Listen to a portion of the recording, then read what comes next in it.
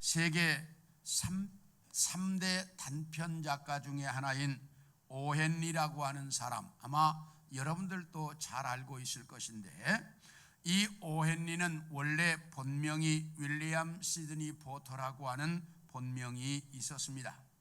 그래서 어떤 곳에는 윌리엄 시드니 포터라고 쓰고 오 헨리라고 쓰지를 않기 때문에 좀 이렇게 헷갈리시는 분들이 있는데, 이 이름은 오 헨리의 본명입니다. 그러면 왜 오 헨리는 윌리엄 시드니 포터라고 하는 본명이 있는데 본명을 쓰지 않고 오 헨리라고 하는 이름을 사용했을까? 여기에는 사연이 좀 있습니다. 오 헨리는 약사인 아버지와 문학적 재능을 가지고 있었던 어머니 밑에서 태어났는데, 어렸을 때 부모님들이 일찍 돌아가셨습니다. 사고로. 그래서 숙부 집안에서 성장을 하게 되었고, 공부는 주로 할머니가 가르쳤습니다.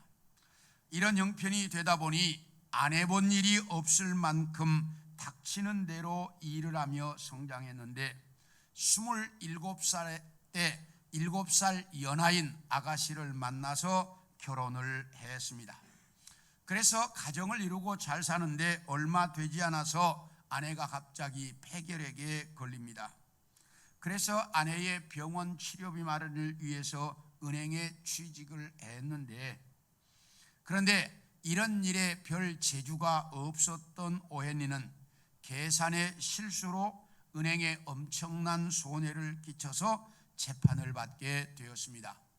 그런데 재판을 받다 이렇게 진행하다가 보니까 자기가 횡령을 한 건 아니지만 자기의 실수로 은행이 손해를 입었기 때문에 자기에게 불리하다는 것을 알고 아무도 모르게 도주해버리고 맙니다.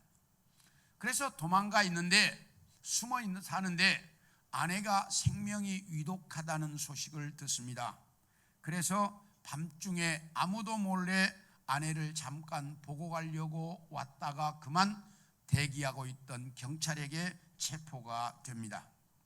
그래서 5년형을 받고 감옥살이를 하게 되는데, 아버지 때부터 집안의 약사였기 때문에 그 약사 자격증이 있어서 이제 그는 병원 안에서 약사로 활동을 하면서 그 감옥에 들어온 각양각색의 범죄자들을 만나서 그들로부터 사연들을 듣다가 보니 이 범죄자들에게 들었던 이야기가 모티브가 되어서 시간이 날 때마다 글을 쓰기 시작했습니다. 그런데 어머니에게서 물려받은 재능이 있어서인지 글을 잘 썼습니다. 우리가 너무나 잘 알고 있는 마지막 잎새도 그 감옥에서 자기 아내를 생각하면서 쓴 소설이라고 합니다. 이렇게 해서 쓴 소설들을 가지고 있다가 보니까 그 주변에서 읽던 사람들이 자기 이거 좀 발표해보라고 자꾸 권했습니다. 그래서 이 작품을 발표할 때 자기 이름으로 발표하면 지금 집에 있는 딸은 자기가 감옥 가 있는지 모르는데 우리 아버지가 감옥 갔다고 금방 알까 봐서 자기 이름을 쓸 수가 없어서 다른 사람의 이름을 사용하게 되는데, 누구 이름을 쓸까 그러다가 자기를 잘 도와주고 있는 간수장 이름이 오 헨리였습니다. 그래서 그 간수장의 이름을 따라 쓰기 시작한 것이 오 헨리라고 하는 이름이었다고 합니다. 이 소설들이 발표되면서 오 헨리가 일약 이제 유명인사가 되었고 유명작가가 되었습니다.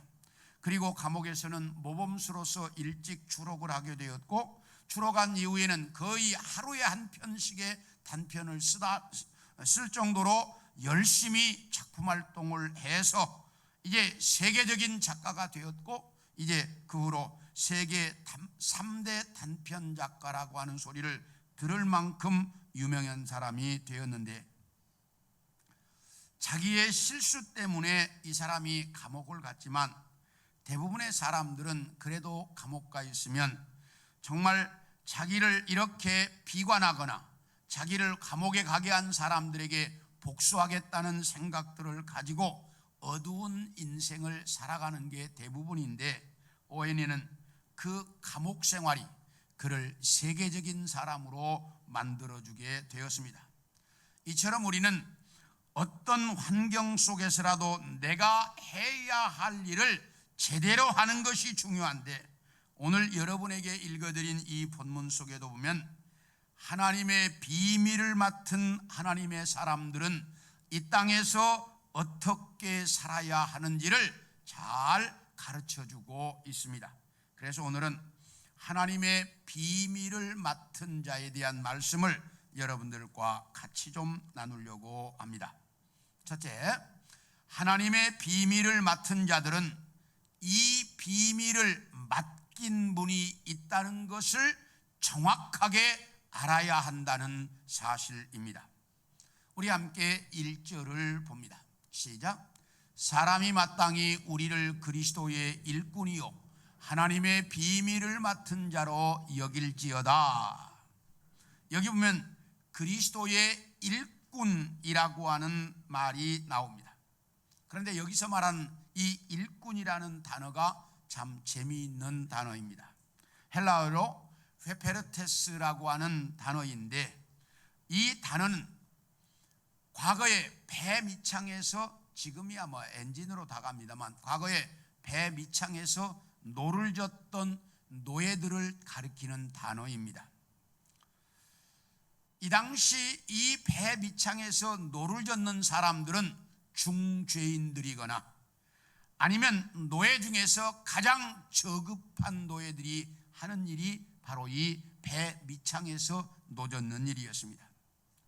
그렇기 때문에 이 노예들은 이 배가 어디로 가는지 전혀 알 수 없고 그저 시키는 대로 노만 저어야 했습니다.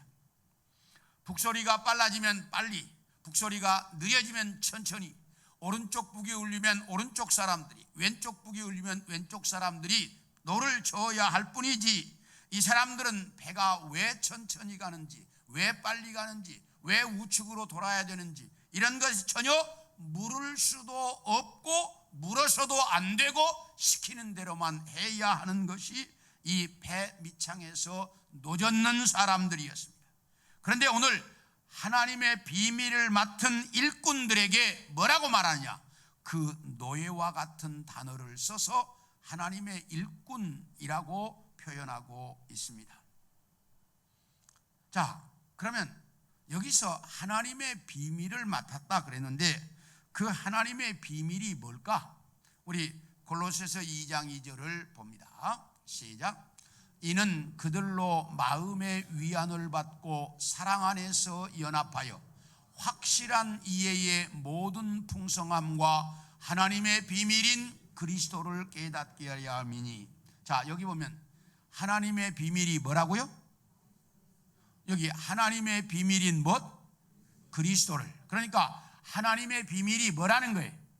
예수님이 하나님의 비밀이라는 거예요. 왜 예수님이 하나님의 비밀일까? 처음부터 하나님께서 인간을 구원하기 위해서 이 땅에 누구를 보내시겠다? 메시아를 보내시겠다고 약속하셨는데 그 메시아가 누구인지에 대해서는 정확하게 밝혀주지 않고 비밀에 붙여져 있었습니다. 그런데 신약시대에 우리는 그 비밀이 누구라고? 예수님이라는 걸 정확하게 알고 있고 우리는 그 예수님을 전해야 할 사명을 가지고 있습니다. 그렇기 때문에 우리를 향해서 하나님의 비밀을 맡은 자라고 말씀하고 있습니다. 그런데 여기서 또 맡은 자라고 하는 단어는 무슨 뜻이냐면 청지기라는 의미입니다. 청지기는 어느 집안에서 살림살이를 책임지고 있는 사람을 이야기합니다. 그러므로 우리는 하나님의 비밀인 예수 그리스도의 구원에 관한 복음을 맡아서 이 땅에서 관리하는 청직이라는 사실입니다. 그러므로 우리는 주인이 시키는 대로 일을 해야 하는 일꾼일 뿐만 아니라 하나님의 비밀인 복음을 맡아서 관리하는 청직이다라는 이 사실을 정확하게 인식해야 합니다.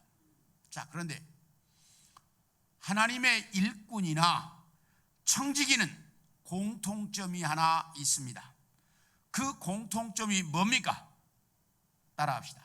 주인이 따로 있다. 네, 주인이 따로 있다는 사실입니다. 일꾼에게도 주인이 따로 있고 청지기에게도 주인이 따로 있습니다. 그러므로 우리는 하나님의 일꾼이요 하나님의 청지기로서 우리에게 이 일을 맡기신 누가 있다? 주인이 있다라고 하는 사실을 정확하게 인식하고 살아야 한다는 사실입니다. 우리 누가복음 16장 8절을 보겠습니다. 시작. 주인이 이 옳지 않은 청지기가 이 일을 지혜 있게 하였으므로 칭찬하였으니 이 세대의 아들들이 자기 시대에 있어서는 빛의 아들들보다 더 지혜로움이니라. 여기 보면 어떤 부잣집에 청지기가 하나 있었는데 이 청지기가 지 마음대로 돈을 낭비하고 있었습니다. 이 사실을 알게 된 주인이 어느 날 이 청지기를 불러서 얘야, 네가 엄청나게 돈을 낭비하고 있다는데 너 도저히 안 되겠다. 그러니 이달로 너는 청지기를 사임해라 라고 해직 통보를 내렸습니다. 이 해직 통보를 듣고 돌아온 청지기가 가만히 앉아서 생각하니 큰일입니다. 땅을 파서 살자니 힘이 없고 어디 가서 빌어먹자니 부끄럽고 가족들과 함께 살아갈 일이 막막해졌습니다. 그래서 어떻게 할까 고민을 하다가 한 가지 방법을 생각해냈습니다. 그 다음 날부터 주인에게 빚진 사람들을 연락해서 불렀습니다. 그리고 묻습니다. 당신은 우리 주인에게 얼마나 빚이 졌습니까? 예, 내가 기름 100마리입니다. 그래? 자, 이거 내가 찢어버릴 테니까 여기다가 50이라고 쓰십시오. 그래서 기름 50마를 감해 주었습니다. 그 다음 사람에게 물었습니다. 당신은 우리 주인에게 얼마나 빚이 졌소? 예, 나는 밀 100석의 빚을 졌습니다. 그래요? 자, 이거 찢어버리고 여기다가 차용성들을 쓰니까 80이라고 빨리 쓰십시오. 그래서 밀을 20석을 감해 주었습니다. 그 다음 사람에게 부릅니다. 당신은 우리 주인에게 얼마나 빚이 졌습니까? 예, 밀 100석임, 쌀 100석입니다. 그래요? 자, 이게 채용증서 내가 다시 줄 테니까 80이라고 쓰십시오. 그래서 많은 사람은 50%, 적은 사람은 20%까지 빚을 감해 주었습니다. 그러니 이 빚진 자들의 입장에서 보면 뭐예요? 그렇게 고마울 수가 없을 것입니다. 너무나 좋았을 것입니다. 이 청지기가 이렇게 한 이유가 뭐예요? 자기가 일자리 잊어버리고 어렵게 살아가면 이렇게 자기에게 도움받은 사람들이 자기를 뭐 해줄까 봐서 도와줄 줄로 생각하고 이렇게 했다는 것입니다. 이 사실을 알게 된 주인이 이 청지기를 불러서 지혜롭게 했다라고 뭐 했습니까? 칭찬했습니다. 그런데 우리가 한 가지 착각하면 안 됩니다. 칭찬을 하고 청지기직을 계속 하도록 했습니까? 청지기직은 해임이 됐습니까? 오늘 본문이 분명히 말합니다. 옳지 않은 청지기, 그리고 여기에서 그 청지기직을 계속하도록 했다는 근거가 없습니다. 그 말은 청지기직은 해임이 되었다는 말입니다. 왜 그렇습니까? 주인의 뜻대로 일하지 않았기 때문입니다. 자, 그런가 하면 우리 마태복음 20장 8절을 봅니다. 시작. 저물매 포도원 주인이 청지기에게 이르되 품꾼들을 불러 나중 온 자로부터 시작하여 먼저 온 자까지 싹쓸 주라. 여기 보면 어떤 포도원 주인이 포도원에 할 일이 많아서 아침 6시에 나가서 인력시장에 가보니 일을 기다리는 사람들이 있어서 불러놓고 오늘 하루 우리 포도원에서 일을 하면 한 데나리온을 줄 테니 일하겠느냐? 예, 하겠습니다. 그래가지고 일꾼들을 불러다가 일을 시켰습니다. 주인이 아침 9시에 인력시장에 가보니 또 사람들이 기다리고 있습니다. 그들을 불러다가 일을 시켰습니다. 12시에 나가보니 12시에도 사람들이 많이 있습니다. 또 불러다가 시켰습니다. 오후 3시에 가보니 그때도 사람이 있습니다. 다시 불러다가 시켰습니다. 오후 5시에 나가보니 그때도 일을 기다리는 사람들이 있어요. 불러다가 주인이 일을 시켰습니다. 그리고 저녁 6시가 되었습니다. 일이 끝났습니다. 사람들을 불러놓고 청지기에게 5시에 온 사람부터 품삯을 주는데 한 데나리온씩 줘라, 이렇게 이야기합니다. 5시에 와서 몇 시간 일했어요? 1시간 일했어요. 그런데 한 데나리온을 주라는 거예요. 주인이 주었습니다. 아침 6시에 온 사람에게도 한 데나리온을 주라는 거예요. 청지기가 생각할 때 이게 옳아요? 옳지 않아요? 옳지 않아요. 어떻게 1시간 일한 사람과 12시간 일한 사람의 품삯이 동일하냐 이 말이야. 도대체 머리로 뭐가 안 되는 거예요? 이해가 안 되는 거예요. 그런데 이 청지기는 한마디도 말하지 않습니다. 주인이 시키는 대로 주었습니다. 그러니까 아침 6시에 온 사람들이 불평하기 시작합니다. 아니, 이게 말이 됩니까? 나는 아침 6시에 와서 12시간을 일했고 저 사람들은 1시간 일했는데 어떻게 품삯이 동일합니까? 이럴 수가 있습니까? 그러니까 주인이 딱 이렇게 말합니다. 내가 아침 6시에 당신들을 불러올 때 오늘 하루 품삯 얼마 주기로 정했습니까? 한 데나리온 주기로 정하지 않았습니까? 나는 정한 대로 주었는데 왜 불만입니까? 5시에 온 사람들에게 한 데나리온을 준 것은 내가 그들에게 은혜를 베푼 것뿐입니다. 은혜를 베푼 게 잘못입니까? 라고 주인이 이야기합니다.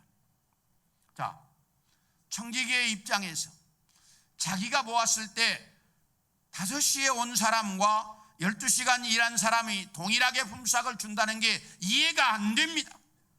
이러면 안 된다고 생각합니다. 분명히 불만이 있을 거라고 생각이 들어요. 그러면 이 이야기를 주인에게 말했습니까? 안 했습니까? 했어요? 안 했어요? 안 합니다. 왜요? 자기는 뭐가 아니야? 주인이 아니에요. 주인의 생각이 있다고 생각하기 때문이에요. 우리는 가끔 이런 생각을 합니다. 주인에게 좋은 이야기 자꾸 해야 된다고 생각하는데 우리 하나님께서는 우리가 생각하는 것보다 훨씬 더 많이 알고 준비하고 있다는 사실이에요. 그래서 주인이 있다는 사실을 정확하게 알고 주인에게 청지기는 한마디도 하지 않습니다. 자, 우리 예수님의 모습을 보겠습니다. 누가복음 22장 42절을 봅니다. 시작. 이르시되 아버지여, 만일 아버지의 뜻이거든 이 잔을 내게서 옮기시옵소서. 그러나 내 원대로 마시옵고 아버지의 원대로 되기를 원하나이다. 예수님께서 제자들과 함께 성만찬을 행하시면서 제자들에게 떡을 주시면서 이것은 너희를 위하는 내 몸이다. 그리고 포도주를 주면서 이것은 너희를 위하여 흘리는 나의 피다라고 말씀하셨고, 수건을 두르고 제자들의 발을 씻겨주시고 내가 선생이 되어 너희의 발을 씻겼다. 그러니 너희도 이렇게 섬기면서 살아라. 그렇게 말씀하시고 겟세마네 동산으로 가서 기도하시는데 베드로와 야고보와 요한에게 이렇게 말씀하셨습니다. 내가 심히 고민하여 죽게 되었으니 나와 함께 깨어서 기도하자. 그리고 조금 더 나아가셔서 얼굴을 땅에 대고 기도하시는데 힘쓰고 애써 더욱 간절하게 통곡하면서 기도하셨습니다. 얼마나 간절하게 기도하셨는지 얼굴에 흐르는 땀방울이 핏방울이 될 정도로 간절하게 기도하셨다라고 말합니다. 그런데 이렇게 기도하시고 난 예수님이 뭐라고 말씀하시느냐? 아버지여, 내 뜻대로 마시고 아버지의 뜻대로 되기를 원합니다. 그렇게 기도하셨지만 누구의 뜻대로? 아버지의 뜻대로 되기를 원합니다. 이것이 하나님의 일꾼이요 청지기가 어떻게 살아야 되는지를 예수님이 겟세마네 동산에서 보여주신 것입니다.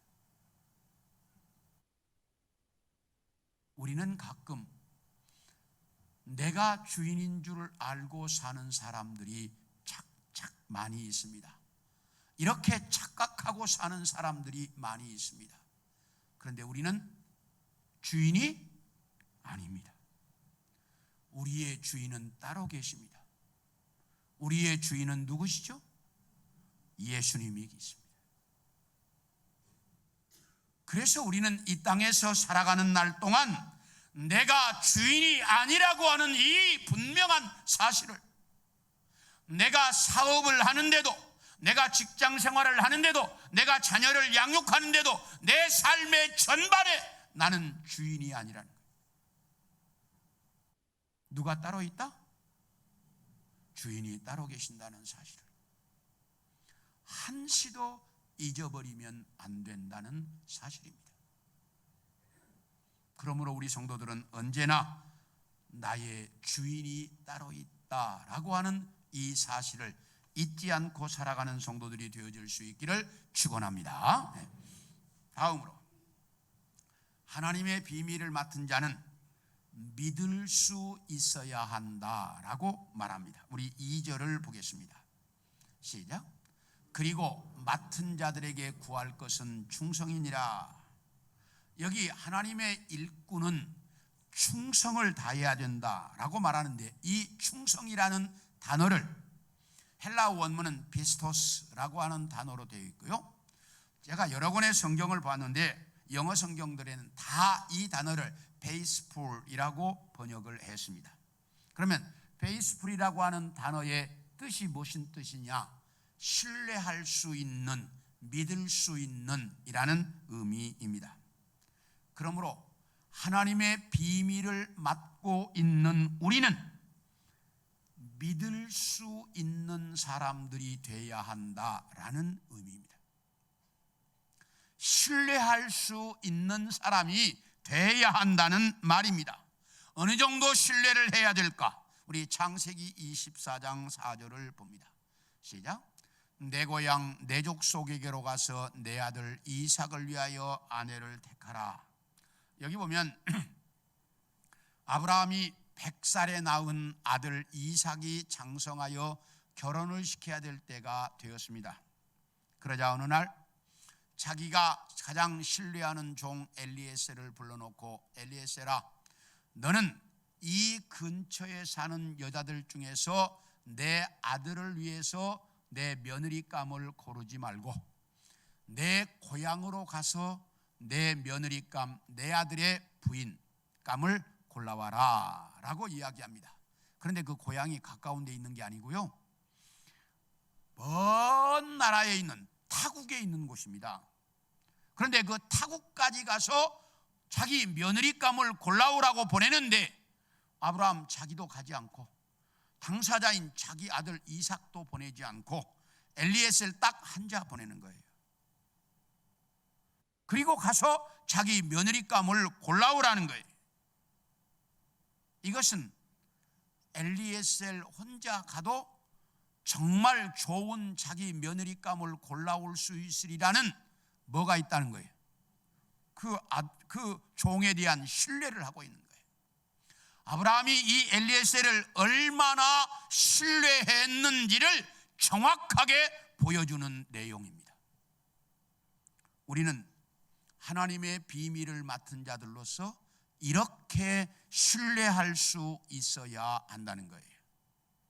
우리 하나 더 보겠습니다. 로마서 16장 3절과 4절을 봅니다. 시작. 너희는 그리스도 예수 안에서 나의 동력자들인 브리스가와 아굴라에게 문안하라. 그들은 내 목숨을 위하여 자기들의 목까지도 내놓았나니 나뿐 아니라 이방인의 모든 교회도 그들에게 감사하느니라. 또 저희 집에 있는 교회에도 문안해라. 자, 여기 보면 사도 바울이 로마서를 쓰면서 로마서 마지막 부분에 와서 자기와 함께 복음을 위해서 헌신하고 희생했던 사람들에게 문안 인사를 하는데, 오늘 읽은 이 본문은 브리스길라와 아굴라라고 하는 부부에 대한 말씀입니다. 이 브리스길라와 아굴라는 원래 로마에 살고 있었는데 클라우디오 황제가 이제 로마 안에서 유대인들을 추방하라는 추방령을 내렸습니다. 그래서 로마에서 쫓겨나 어디로 갈까 하다가 고린도라고 하는 곳으로 이사를 와가지고 고린도에서 살게 되었는데, 그때 같은 직업, 천막 만드는 텐트 메이킹 하는 이 바울을 만나가지고 바울과 함께 이제 알게 되었고 같이 일을 했습니다. 그러면서 바울을 통해 예수님을 이제 믿게 되었고 복음을 가지고 신앙생활을 했는데, 그 유명한 고린도 교회도 이 브리스길라와 아굴라의 집에서 시작이 되었을 것이다 라고 추정을 하고 있고, 그리고 바울이 고린도를 떠나 에베소로 이사갈 때 브리스길라와 아굴라도 따라서 에베소로 이사를 갔는데, 에베소 교회가 이 브리스길라와 아굴라의 집에서 시작되었다라고 성경은 밝혀주고 있고, 그리고 오늘 본문에 보면 이제 이 로마에서 그 유대인 추방령이 해제가 되었습니다. 그러니까 해제가 되자마자 브리스길라와 아굴라는 다시 로마로 이사를 갔는데, 로마 교회도 이 브리스길라와 아굴라의 집에 있었다라고 오늘 본문이 말합니다. 이렇게 보면 브리스길라와 아굴라는 가는 곳마다 자기 집을 하나님의 교회로 헌신했던 그야말로 충성스러운 일꾼이었는데, 이가 바울을 위해서 어느 정도 신뢰를 했느냐, 자기의 생명도 아낌없이 줄 만큼 바울을 위해서 신뢰하고 희생했다라고 말합니다. 그런가 하면 바울도 이 브리스길라와 아굴라를 신뢰했고, 초대교회 대부분의 교회가 이 브리스길라와 아굴라에게 그렇게 신뢰했다고 말합니다. 우리 예수 믿는 사람들은 다른 건 몰라라도 이렇게 믿을 수 있고 신뢰할 수 있어야 합니다. 1943년 1월 22일 날 세계 제2차 대전이 한창일 때 904명의 병사들을 태우고 미국 뉴욕항을 출항해서 유럽 쪽으로 가고 있던 도체스터라고 하는 호가 뉴욕항을 출항한 지 이제 12일 만인 2월 3일 날 독일군이 쏜 이제 그 어뢰를 맞아 이 배가 바닷속으로 가라앉기 시작을 했습니다. 그러자 배 안에 있던 모든 사람들은 난리가 났습니다. 배가 바다 한가운데서 가라앉게 됐으니 살아날 길이 없어요. 다 울부짖고 난리인데 군목 4사람이 차분하게 병사들에게 이제 이렇게 구명조끼를 나눠주면서 이제 이 구명정이 있는 곳이 이쪽이라고 병사들을 쫙 안내하고 있습니다. 그런데 전시라 그랬는지 구명정이 엄청나게 모자랐습니다. 그러니까 구명정을 다 나눠주고 마지막 되자 그 군목이 병사에게 묻습니다. 자네는 예수 믿는가? 안 믿습니다. 그래, 이리 오라고. 자기 이제 이 구명정을 딱 벗어서 병사에게 딱 끼워주면서, 나는 예수 믿기 때문에 지금 죽어도 하나님 나라에 갈 수 있지만 자네는 예수를 안 믿으니까 지금 죽으면 천국 못 가. 그러니 이것 입고 살아서 예수 믿다가 그리고 천국에서 만나자고 이러면서 보내더라는 거예요. 이렇게 해서 이제 그 4명의 군목들이 다 그렇게 해서 병사들을 살리고 자기들은 죽었습니다. 이 사실이 전쟁이 끝나고 거기서 살아난 병사들에 의해서 알려지게 되었습니다. 그러자 이제 이 사실을 알게 된 트루먼 대통령이 조지 폭스, 이 4분의 목사님 성함이에요. 알렉산더 구스, 클라크 폴링, 존 워싱턴, 이 4사람의 목사님들을 기념하기 위해서 US 네이벌 채플이라고 하는 이제 기념 예배당을 만들어 주었고, 필라델피아라고 하는 도시에서 이분들이 사시던 분들인데 그 도시에서는 이제 포 채플린스 기념관이라고 하는 기념관을 지어서 지금 남아 있습니다. 그리고 한때 이분들을 기념하기 위한 4분의 얼굴이 담긴 기념 우표도 미국이 발행했다고 합니다. 죽음을 딱 앞에 두고서도 나는 하나님의 나라에 갈 수 있다라고 하는 이런 확신을 가지고 살아야 한다는 거예요. 내 앞에 죽음이 있다고 하도 나는 지금 죽어도 하나님 나라에 갈 수 있다. 이런 확신이 우리 속에 있어야, 그래야 우리는 하나님 앞에 신뢰받는 신앙인들이 될 수 있다는 거예요. 하나님의 복음의 비밀을 맡은 자들로서 이렇게 정말 하나님 앞에 신뢰받을 수 있고 세상 사람들에게도 신뢰받을 수 있도록 살아가는 우리 성도들 모두가 되어질 수 있기를 소원합니다. 하나님은 우리에게 그렇게 요구하고 있어요. 너희는 이 땅에서 신뢰받을 수 있도록 살아라. 마지막으로 세 번째, 하나님의 비밀을 맡은 자들은 따라합시다. 칭찬을 받을 수 있도록 살아야 한다. 뭐 받을 수 있도록요? 우리 5절을 보겠습니다. 시작. 그러므로 때가 이르기 전 곧 주께서 오시기까지 아무것도 판단하지 말라. 그가 어두움에 감추인 것들을 드러내고 마음의 뜻을 나타내시리니 그때에 각 사람에게 하나님으로부터 칭찬이 있으리라. 이 지우지 말고 좀 놔두세요. 여기 보면 그때 우리가 주님 앞에 섰을 때 우리에게 하나님으로부터 칭찬이 있을 것이다. 그런데 어떤 사람들에게 칭찬할까? 오늘 본문 세 가지를 딱 이야기해요. 첫째, 아무것도 판단하지 않는 사람들을 칭찬하신다. 여기 뭐라고 말하냐? 주께서 오시기까지 아무것도 판단하지 말아라.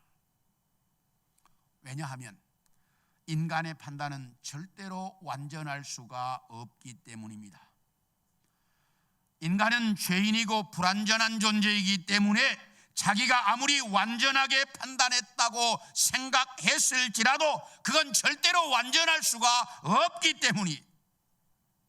그러므로 인간이 자기가 생각할 때는 완전하게 판단했다고 생각하지만 그게 상대방에게는 상처가 될 수 있다는 거예요. 그렇기 때문에 주께서 오시기까지 너희는 판단하지 말아라. 이렇게 주님께서 말씀합니다. 그래서 이렇게 판단하지 않는 사람들이 칭찬을 받을 수 있다. 두 번째, 그 다음에 뭐라고 말하냐? 그가 어두움에 감추인 것들을 드러내고, 어두움에 감추어진 것들이 없도록 살아야 한다는 말입니다. 우리는 세상에 살다가 보면 드러나는 것들도 있지만 자기 혼자 있을 때 하는 것들은 드러나요, 안 드러나요? 안 드러납니다.